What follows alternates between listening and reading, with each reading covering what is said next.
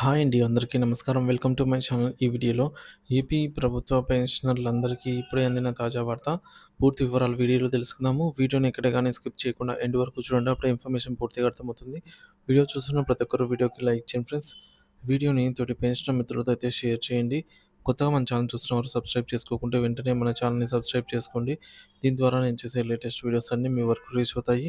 ఇక ఆలస్యం చేయకుండా వివరాల్లోకైతే వెళ్ళిపోదాము. ఫ్రెండ్స్ ఇక విషయానికొచ్చినట్లయితే ఆంధ్రప్రదేశ్ ప్రభుత్వం ముందున్న ఉద్యోగుల, ఉపాధ్యాయుల, కార్మికుల, పెన్షనర్ల పెండింగ్ సమస్యలపై చర్చించేందుకు ఏపీ జేఏసీ సెక్రటేరియట్ సమావేశం విజయవాడ గాంధీనగర్‌లో ఎన్‌జీఓ హోమ్‌లో జరిగింది.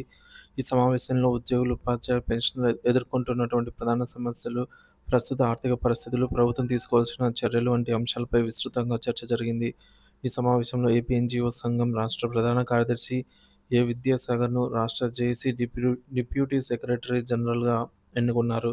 సమావేశంలో ఉద్యోగ సంఘాలు ప్రభుత్వంపై పలు డిమాండ్లు ఉంచుతూ కీలక తీర్మానాలు చేశాయి.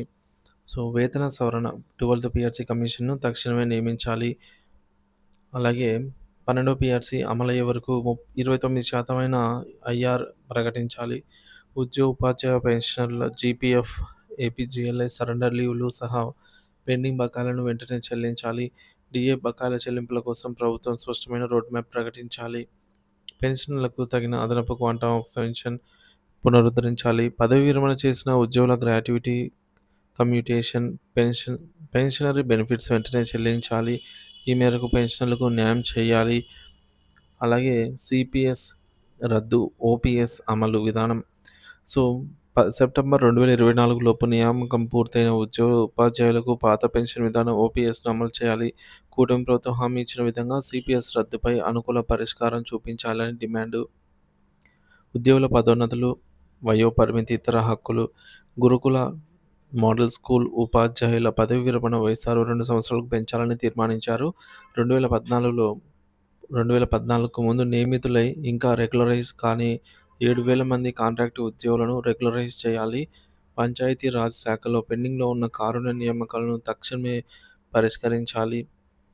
గ్రామ వార్డు సచివాలయ ఉద్యోగులకు నోషనల్ ఇంక్రిమెంట్లు మంజూరు చేయాలి. ఆర్టీసీ ఉద్యోగుల ప్రమోషన్లను గత 5 ఏళ్లుగా పెండింగ్‌లో ఉన్నాయి. వీటిని ఆర్టీసీ నిబంధనల ప్రకారం అమలు చేయాలి. మెడికల్ డిపార్ట్మెంట్‌లో తొలగించిన ఎంపీ ఎంపీహెచ్ అండి. ఎంపీహెచ్ఓలో తిరిగి సర్వీస్‌లోకి తీసుకోవాలని తీర్మానించారు.